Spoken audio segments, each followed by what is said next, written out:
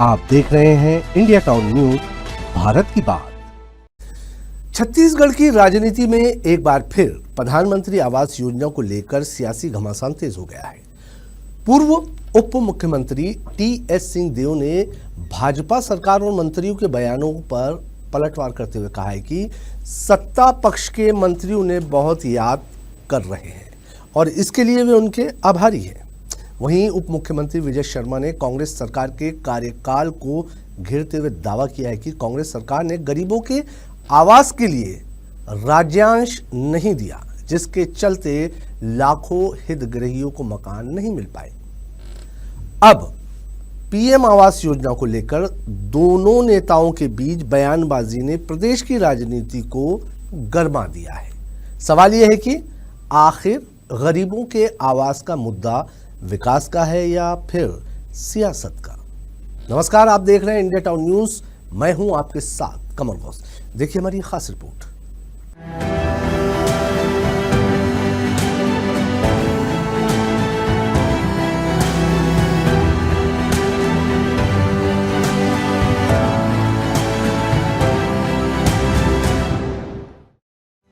प्रधानमंत्री आवास योजना एक ऐसी योजना जिसका मकसद गरीब परिवारों को पक्का मकान उपलब्ध करवाना है, लेकिन छत्तीसगढ़ में ये योजना अब सियासी बहस का बड़ा केंद्र बन गई है। दरअसल हाल ही में उप मुख्यमंत्री विजय शर्मा ने दावा किया कि प्रदेश में प्रतिदिन करीब 1600 प्रधानमंत्री आवासों का निर्माण किया जा रहा है। उन्होंने ये भी कहा कि कांग्रेस सरकार के समय गरीबों के आवास के लिए राज्यांश उपलब्ध नहीं कराया गया, जिसके कारण लाखों हितग्राही अपने घर से वंचित रह गए। विजय शर्मा ने यह भी याद दिलाया कि तत्कालीन पंचायत मंत्री टी.एस. सिंहदेव ने अपने कार्यकाल के दौरान मुख्यमंत्री को पत्र लिखकर आवास योजना के लिए राशि उपलब्ध कराने की मांग की थी और बाद में विभाग भी छोड़ दिया था। यही बयान अब नए राजनीतिक विवाद का कारण बन गया है कि भारतीय जनता पार्टी के मंत्रीगण मुझे याद कर रहे हैं, तो उसके लिए उनका शुक्रिया जरूर है। बाकी जहां तक उन्होंने पत्र में लिखा, ये सही है कि उस समय प्रधानमंत्री आवास नहीं बन पा रहे थे और क्योंकि मैं विभाग का मंत्री था, मुझे ऐसा लगा कि मैं काम नहीं कर पा रहा हूँ एक आवश्यक काम, तो मुझे पीछे हो जाना चाहिए। और भूपेश जी को मैंने वो कहा था, उन्होंने स्वीकार किया। टी.एस. सिंहदेव के इस बयान के बाद एक बार फिर उस दौर की चर्चा शुरू हो गई है जब कांग्रेस सरकार के कार्यकाल में प्रधानमंत्री आवास योजना को लेकर विवाद खड़ा हुआ था। उस समय केंद्र और राज्य सरकार के बीच वित्तीय हिस्सेदारी को लेकर मतभेद सामने आए थे। कांग्रेस का आरोप था कि केंद्र सरकार की शर्तें और स्वीकृतियों में देरी के कारण योजना प्रभावित हुई। मैंने अपनी मंशा उस पत्र के माध्यम से व्यक्त की थी।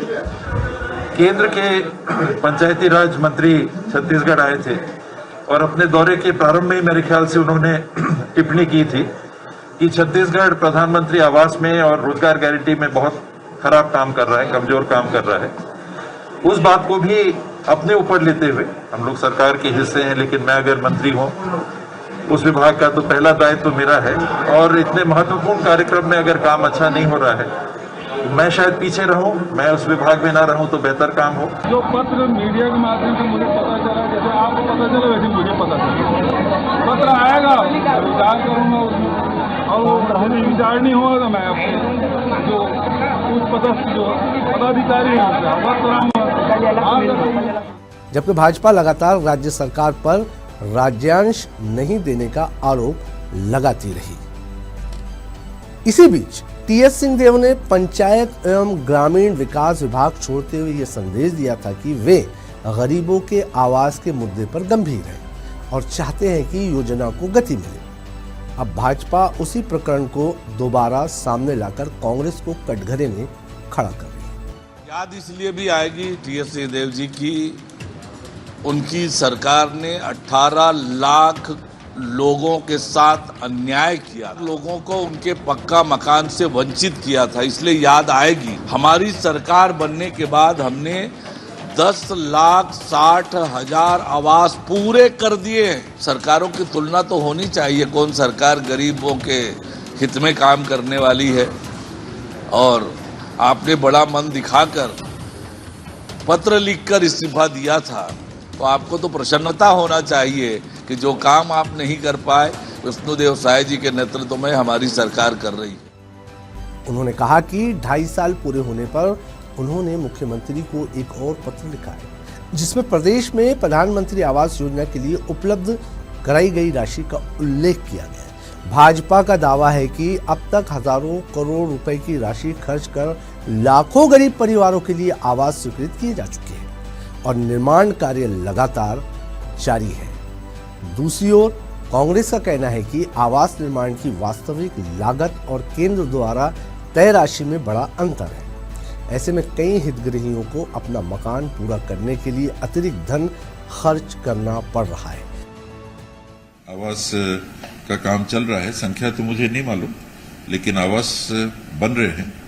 ये बात जरूर आती है कि आज के समय में जिस रेट में सामग्री उपलब्ध हो रही है, जिस महंगाई के समय हम लोग जी रहे हैं, 10,000 की राशि काट के जो प्रधानमंत्री आवास बन रहे हैं उसमें नागरिकों को कठिनाई जा रही है। और अभी दौरे में मैं था तो कुछ लोगों ने ये भी बताया कि लोगों को अपने से भी पैसे लगाने, यानी दोनों दल गरीबों के आवास की बात तो कर रहे हैं, लेकिन आंकड़ों और दावों को लेकर उनके बीच मतभेद साफ दिखाई दे रहे हैं। राजनीतिक जानकारों की माने तो प्रधानमंत्री आवास योजना सिर्फ विकास का विषय नहीं रह गया है, बल्कि ये ग्रामीण वोट बैंक से जुड़ा एक बड़ा राजनीतिक मुद्दा बन चुका है। प्रदेश के लाखों ग्रामीण परिवार इस योजना से सीधे जुड़े हुए हैं। ऐसे में भाजपा जहां अपने कार्यकाल में आवास निर्माण की गति को उपलब्धि के तौर पर पेश कर रही है, वहीं कांग्रेस ये बताने की कोशिश कर रही है कि योजना के क्रियान्वयन में अभी भी कई चुनौतियां मौजूद हैं। टीएस सिंहदेव का ये बयान ऐसे समय में आया है जब प्रदेश में पंचायत और ग्रामीण विकास से जुड़े मुद्दे लगातार चर्चा में हैं। इसलिए आने वाले दिनों में ये राजनीतिक बहस और तेज होने की संभावना जताई जा रही है।